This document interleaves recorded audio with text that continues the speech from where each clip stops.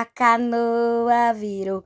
Quem deixou ela virar foi por causa do jardim C, que não soube remar.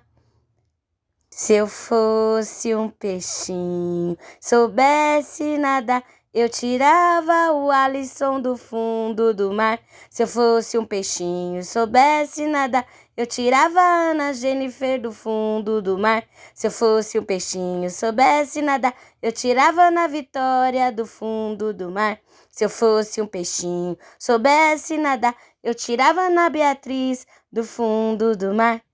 Se eu fosse um peixinho, soubesse nadar, eu tirava o Arthur do fundo do mar.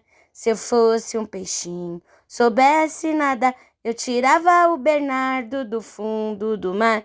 Se eu fosse um peixinho, soubesse nadar, eu tirava o Carlos do fundo do mar. Se eu fosse um peixinho, soubesse nadar, eu tirava o Christian do fundo do mar. Se eu fosse um peixinho, soubesse nadar, eu tirava o Davi do fundo do mar. Se eu fosse um peixinho, soubesse nadar, eu tirava o Eduardo do fundo do mar. Se eu fosse um peixinho, soubesse nadar, eu tirava a Heloísa do fundo do mar.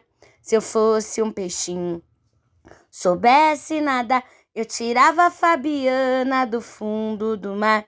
Se eu fosse um peixinho, soubesse nadar, eu tirava a Heloísa do fundo do mar. Se eu fosse um peixinho, soubesse nadar, eu tirava a Lara do fundo do mar. Se eu fosse um peixinho, soubesse nadar, eu tirava a Laura do fundo do mar. Se eu fosse um peixinho, soubesse nadar, eu tirava o Lorenzo do fundo do mar. Se eu fosse um peixinho, soubesse nadar, eu tirava o Lucas do fundo do mar. Se eu fosse um peixinho, soubesse nadar, eu tirava o Mateus do fundo do mar. Se eu fosse um peixinho, soubesse nadar, eu tirava a Milena do fundo do mar. Se eu fosse um peixinho, soubesse nadar, eu tirava a Rafaela do fundo do mar. Se eu fosse um peixinho, soubesse nadar, eu tirava a Rebeca do fundo do mar. Se eu fosse um peixinho, soubesse nadar, eu tirava a Sofia do fundo do mar. Se eu fosse um peixinho, soubesse nadar, eu tirava o Thales do fundo do mar. Se eu fosse um peixinho, soubesse nadar, eu tirava a Valentina do fundo do mar. Se eu fosse um peixinho, soubesse nadar, eu tirava o Whitney do fundo do mar.